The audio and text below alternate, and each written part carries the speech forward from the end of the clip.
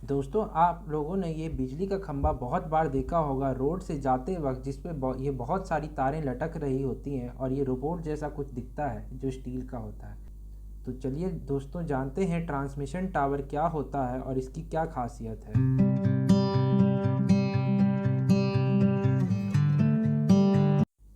जय हिंद दोस्तों।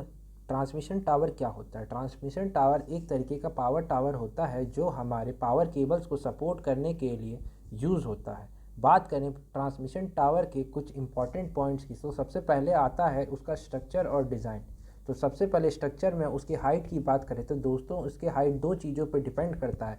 पहला, उसमें कितने हाई वोल्टेज लेवल के पावर केबल्स जा रहे हैं, और दूसरा, जो दो ट्रांसमिशन टावर के बीच में जो डिस्टेंस है उसको हम दोस्तों स्पैन कहते हैं। इस स्पैन पे दोस्तों उसकी हाइट डिपेंड करती है।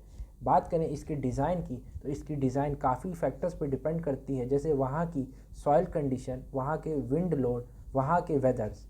बात करें कुछ डिज़ाइन की, तो जैसे दोस्तों लैटिस टावर और मोनोपोल्स। तो लैटिस टावर क्या होती है, जो हाई विंड से हमें रेजिस्टेंस देती है, और जो मोनोपोल्स होते हैं वो हमारे सिंगल सेल्फ सपोर्टिंग स्ट्रक्चर्स होते हैं जो विदाउट लैटिस फ्रेमवर्क के होते हैं। दूसरे जो इम्पॉर्टेंट पॉइंट है ट्रांसमिशन टावर के बारे में, वो है उसके कंपोनेंट। तो सबसे पहला कंपोनेंट जो ट्रांसमिशन टावर का है दोस्तों, ये है उसका फाउंडेशन बेस। अब ये है दोस्तों उसका केज। तीसरा कंपोनेंट है दोस्तों उसके क्रॉस आर्म। इस क्रॉस आर्म पे दोस्तों हमारे वायर सपोर्ट किए जाते हैं। इसके बाद दोस्तों अगला जो कंपोनेंट है वो है ब्रेसिंग। ये हमारे ट्रांसमिशन टावर को स्टेबिलिटी प्रोवाइड करता है।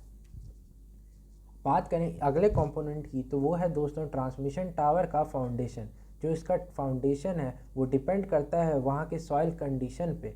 जो कुछ टाइप के फाउंडेशन जो हम ट्रांसमिशन टावर में यूज़ कर सकते हैं, जैसे कि स्प्रेड फुटिंग, मैट फाउंडेशन या फिर पाइल फाउंडेशन। अगला इंपॉर्टेंट पॉइंट दोस्तों ट्रांसमिशन टावर के बारे में है इंसुलेटर। इंसुलेटर क्या होता है? इंसुलेटर जनरली पोर्सोलिन और ग्लास का बना हुआ होता है जो हाई इलेक्ट्रिकल रेजिस्टेंस प्रोवाइड करता है, ताकि हमारा इलेक्ट्रिकल एनर्जी एक बॉडी से दूसरे बॉडी में ट्रांसफ़र ना हो सके।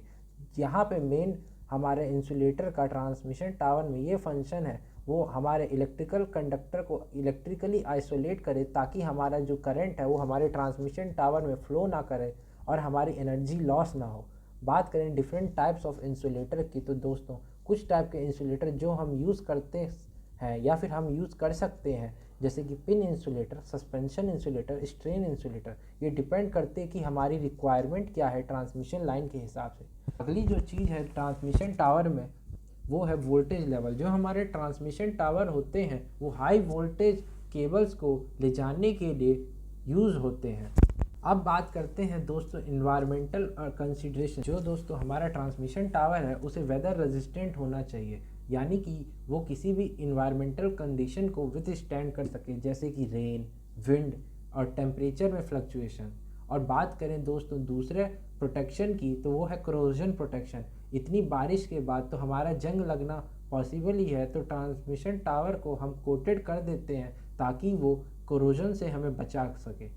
इतनी चीज़ें होने के बाद मेंटेनेंस और इंस्पेक्शन होना तो लाजमी है। तो समय समय पर दोस्तों इलेक्ट्रिकल डिपार्टमेंट इसकी मेंटेनेंस और इंस्पेक्शन करती रहती है। दोस्तों अगर आज की वीडियो आपको काफ़ी नॉलेजफुल लगी हो तो कृपया चैनल को लाइक और सब्सक्राइब करें और कमेंट बॉक्स में अपना कुछ सुझाव दें। जय हिंद, वंदे मातरम।